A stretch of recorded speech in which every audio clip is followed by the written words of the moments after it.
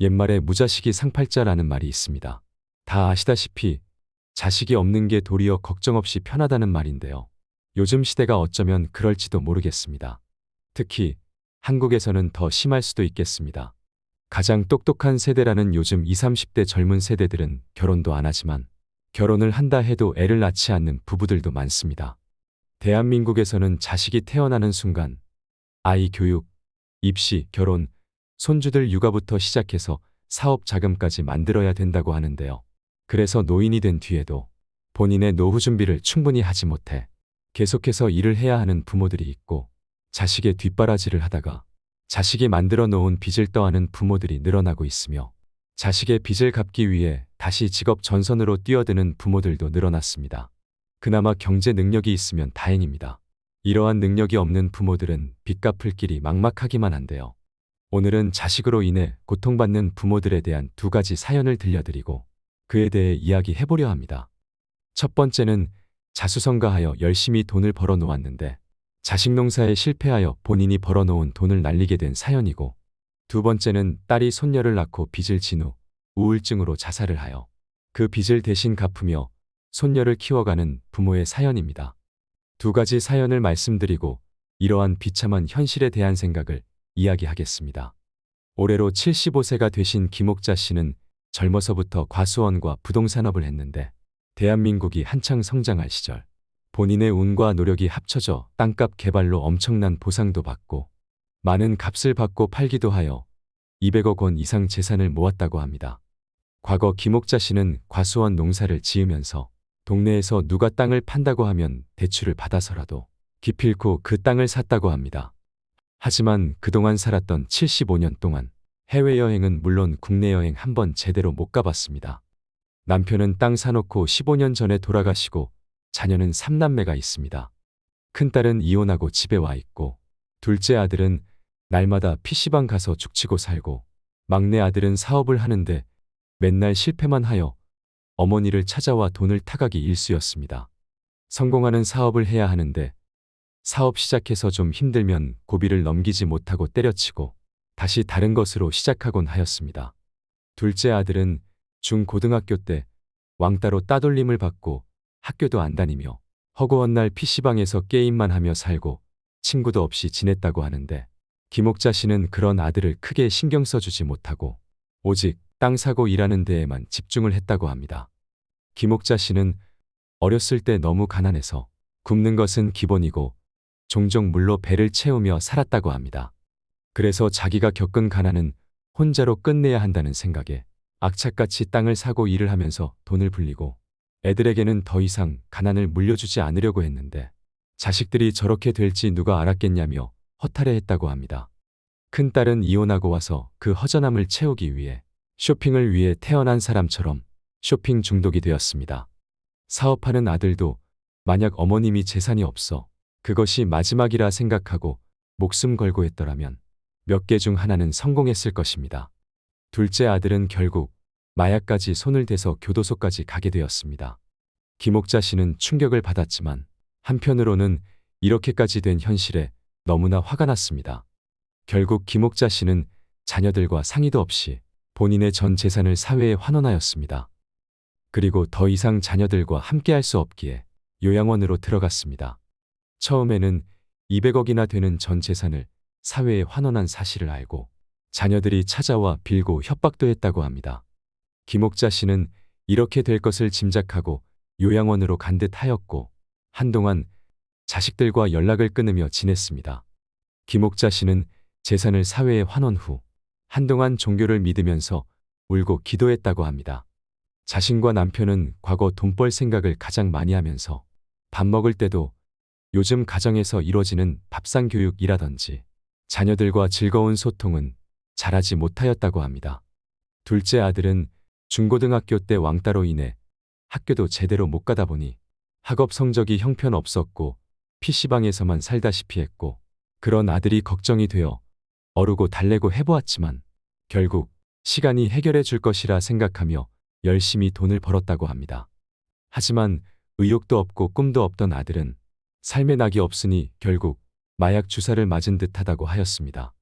김옥자 씨는 돈을 사랑하여 남편을 진심을 다해 섬기지 못하고 자식들을 진정한 사랑으로 잘 키워내지 못한 것을 용서해 달라고 하면서 참회의 기도를 하였다고 합니다. 얼마 뒤 큰딸이 쇼핑을 끊고 그동안 쇼핑으로 모아놓은 명품을 죄다 팔고 막내 동생 회사에 가서 함께 일한다는 소문을 듣고 김옥자 씨의 표정이 밝아졌습니다. 막내 아들 회사 일이 좀 어려웠는데 고비를 잘 넘기고 주문량이 늘어나 신입 직원도 더 모집했다고 합니다. 어머님 표정은 밝아지셨지만 내색을 하거나 자식들에게 연락하는 일 없이 늘 하던 대로 계속 기도를 했다고 합니다. 다시 몇 달 후에 아들과 딸이 엄마를 찾아왔습니다. 엄마와 아들은 보자마자 서로를 끌어안고 울기 시작했습니다. 막내 아들은 사업이 처음보다 2배나 확장되었다고 엄마한테 인정받고 제대로 된 모습을 보여주고 싶었습니다. 그리고 얼마 뒤 어머님은 큰아들 면회를 갔습니다. 창살 너머로 아들이 죄송하다고 용서해 달라면서 빌면서 울었다고 합니다. 어머님은 아들아, 네 잘못이 아니고 이 애미 잘못이었단다. 미안하다, 나를 용서해라 하면서 같이 울었다고 합니다. 이야기를 들으니 어떠신가요? 어머님이 인생을 조금 즐기면서 재산 또한 조금만 있었더라면, 아니면 재산이 없었다면 힘은 들어도 자식들이 저렇게 살지 않았을 것입니다.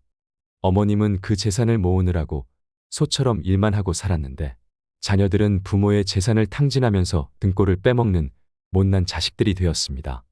적당한 가난은 어쩌면 최고의 조력자이자 좋은 친구이자 최고의 재산일 수 있습니다. 우리나라에서 고 이건희 삼성회장과 같은 일본의 성공한 기업가인 이나모리 가즈오는 이런 명언을 남겼습니다. 삶이 순조롭게 흘러갔다면 현실에 만족하며 안일하게 살았을지 모른다. 가난과 역경은 나를 단련시키기 위해 신이 내게 준 선물이었다. 역경에 부딪혔을 때 자기가 처한 상황을 긍정적으로 받아들이고 어떤 순간에도 노력을 멈추지 마라. 절대로 주저앉지 마라. 그러면 반드시 신은 보답한다. 내가 그랬듯이. 우리 속담에 소도 비빌 언덕이 있어야 비빈다고 했습니다. 비빌 데가 있으면 좀 수월할 수는 있지만 무일푼으로 스스로 개척해서 꿈을 가지고 목표를 세워 하나하나 벽돌 쌓듯이 올라가면 절대로 그 자녀는 실패하지 않을 것입니다. 목표를 세우고 자녀들도 함께 소통하면서 배려도 배우고 나눔도 배우게 하는 것이 부모의 올바른 교육일 것입니다. 김옥자 어머님은 자녀들과 좋은 추억이 없다고 하였고 제대로 된 기쁨도 느껴보지 못했다고 합니다. 그 많은 재산이 이 가정의 독이 되어버렸습니다. 어쩌면 김옥자 어머님의 자업자득인지도 모를 일입니다. 대단한 성공은 분명 강력한 자신감이며 불굴의 헌신과 노력으로 나온다고 합니다. 이것은 어린아이에게도 설명하면 이해하는 법칙입니다. 자신감은 바로 자신에게 있고 잃은 것도 자신입니다. 부모가 없는 고아도 자신이 살아남기 위해 기쁨도 맛보고 실패도 맛보고 누군가에게 사랑도 받아봤을 것이고 누군가에게 배려도 받아봤을 것입니다. 하지만 김옥자 어머님의 자녀들은 전혀 그와 같은 것을 경험해보지 못했습니다. 하다못해 편의점 알바라도 해봤더라면 돈 벌기가 얼마나 어려운지를 알았을 것입니다. 진정한 행복을 누릴 수 있는 것도 결국 내가 만들어가는 것입니다. 도시 개발이 웬만큼 진행되어 이제는 찾아보기 힘든 달동네에 현재 살고 계신 63세의 박순자 씨. 냉방과 난방이 제대로 되지 않는 이곳에서 전세 500만 원짜리 집에서 살고 있습니다. 햇볕이 들지 않아 천정에 곰팡이가 피어 있지만 서울에서 전세 500만 원짜리 집이 있다는 게 얼마나 다행인지 모른다고 합니다. 올해 84살 된 친정어머니가 좁은 방 한켠에 누워 있습니다. 허리 찜질 수술 시기를 놓쳐 거동이 불편한 어머니에게 박순자 씨와 그의 남편이 매일 해줄 수 있는 건 따뜻한 수건 찜질로 근육을 풀어주는 겁니다. 그리고 그녀가 돌봐야 할 또 한 사람이 있습니다. 올해 9살이 된 손자입니다. 돌도 되기 전부터 손자를 돌봐온 이유는 아이 엄마였던 딸이 스스로 죽음을 선택하면서부터입니다. 대학도 가고 싶고 다른 또래 여자들과 같이 하고 싶은 게 많았던 딸이었지만 가난한 집안 형편 때문에 욕심을 채워줄 수 없었습니다. 결혼으로 아이를 낳은 뒤 우울증에 시달리던 딸은 다른 젊은 여성들처럼 옷과 가방, 화장품 같은 상품을 좋아했습니다. 문제는 돈이 없어 빚을 얻어 쓴 것입니다. 처음에 1,000만 원이었던 사채 빚이 이자가 원금이 넘어가고 원금의 몇 배가 되었고 가족들도 그 빚을 갚기 위해 현금 서비스와 사채 빚을 얻어 썼습니다. 딸의 남편은 딸이 그렇게 빚을 지고 세상을 떠나자 아이를 맡겨두고 홀연히 떠나버렸습니다. 결국 7년이 지나 갚아야 할 빚은 눈덩이처럼 불어나 7천만 원이 되었고 박순자 씨가 한 푼도 써보지 못한 그 빚은 매달 갚아야 할 이자만 150만 원 정도 됩니다. 박순자 씨는 노점에서 호떡을 팔고 있고 남편은 유치원과 보습학원에 이동차량 운전을 하면서 생계를 유지하지만 한 달 이자 150만 원을 내고 생활비를 쓰고 나면 남는 돈이 하나도 없습니다. 언제까지 이 빚더미의 굴레 속에서 계속 살아야 하는 생각도 들지만 몸이 아프신 어머니와 자식 같은 손자를 생각하면 답이 안 나오는 생각은 잠시만 할 뿐 바로 정신을 차려야 합니다.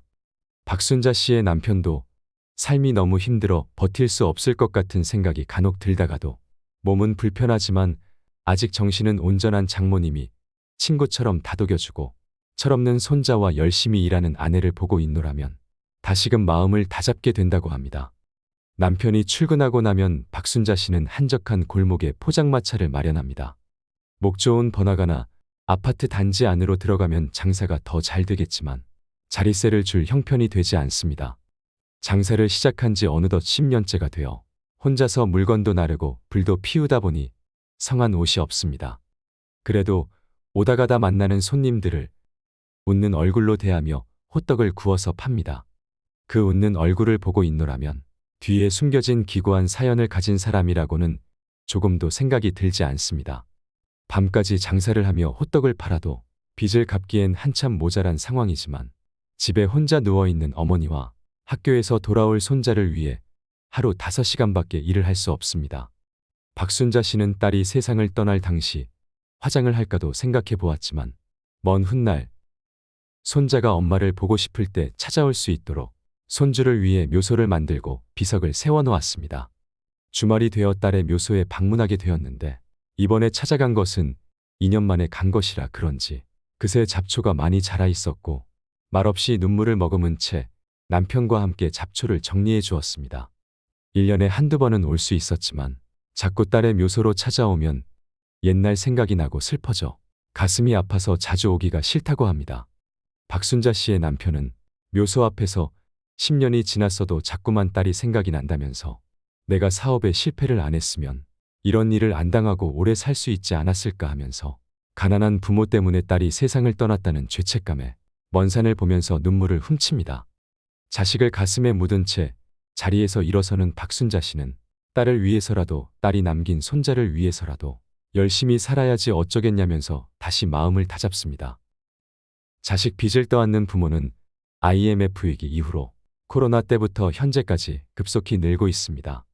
코로나 때는 자영업자들 파산이 많아져 부모들이 본인 집을 담보로 대출받아 자식이나 가족들을 도와주었습니다. 2022년에는 금리가 급하게 올라가면서 경제에 한파가 불어 자식들에 대한 지원과 본인들의 자구책으로 대출받은 일이 많아졌습니다. 고령층의 빚 문제는 청년의 빚 문제와도 맞닿아 있습니다. 고령 채무자 중에는 자식의 빚을 떠안는 이가 적지 않고 부모의 빚을 대신 감당하는 청년 채무자 역시 적지 않습니다. 어떤 가족은 부를 물려주며 경제공동체의 이점을 누리는 반면 어떤 가족은 빚을 나누고 물려줍니다. 감당 못할 빚을 이고 있는 노인과 청년은 안정적인 소득원이 없다는 점에서 닮아 있습니다. 노인은 근로 능력이 없고 청년은 질 좋은 일자리가 없습니다. IMF 때 지게 된 빚을 수십 년째 갚지 못하고 고령층에 이르러 파산하게 된 노인들의 문제는 우리의 미래일 가능성도 배제할 수 없습니다. 현대 자본주의에서 부채는 필연적입니다. 어떤 계층은 금융 때문에 망가지지만 어떤 계층은 금융 때문에 자산이 증식됩니다. 누구나 금융에 의존할 수밖에 없는데 취약 계층일수록 은행권 대출은 받기가 어렵습니다.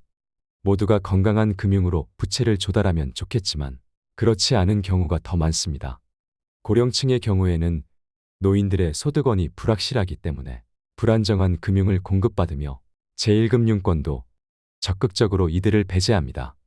조사에 의하면 고령층 파산자의 경우 비교적 소액의 부채를 어떻게든 갚아보려고 장기간 씨름하다가 파산에 이르는 경우가 많았다고 합니다. 특히 젊었을 때 채무조정이나 면책 등의 제도를 이용할 기회가 있었는데 대부분이 이를 선택하지 않았다 합니다. 한 전문가는 이렇게 말합니다. 한국은 빚을 잘 갚는 나라고 빚을 갚지 않으면 성실하지 않은 사람이라는 심각한 사회적 낙인이 찍힌다. 대부분이 빚을 갚지 않는다는 건 실상과 다르다. 사람들을 상담하면서 개인 회생이나 개인 파산을 하자고 하면 실제로 응하는 사람은 10분의 1 정도다. 실제 파산 회생을 하는 사람들은 아주 극소수라고 봐야 하며 빚이 감당하기 어려운 수준이 되면 심리적으로 위축된다. 감당할 수 있다면 오히려 이를 몇 개라도 더해서 갚으려고 하는데 노력해도 가망이 없어 보이면 최소한 연체가 안 될 정도만 갚고 손을 놔버린다. 부채 규모는 계속해서 늘어나고 사람이 위축되니까 다니던 직장도 그만두고 그 상태에서 10년, 20년이 흘러 고령층이 되면 결국 파산에 이르게 되는 것이다. 파산 이후 재기할 수 있는지에 대한 가능성은 노인 파산이든 청년 파산이든 단순히 부채를 파산시킨다고 해서 그 사람이 재기할 가능성은 없다. 채무조정이나 파산 이후에 대상자를 도와주는 제도가 하나도 없다. 환경 자체가 다른 점도 문제다. 불안정 금융을 이용한 사람들은 변제 기간이 짧으니까 삶의 호흡도 굉장히 짧아진다. 장기간에 어떤 전망을 가지고 미래를 설계할 수가 없다.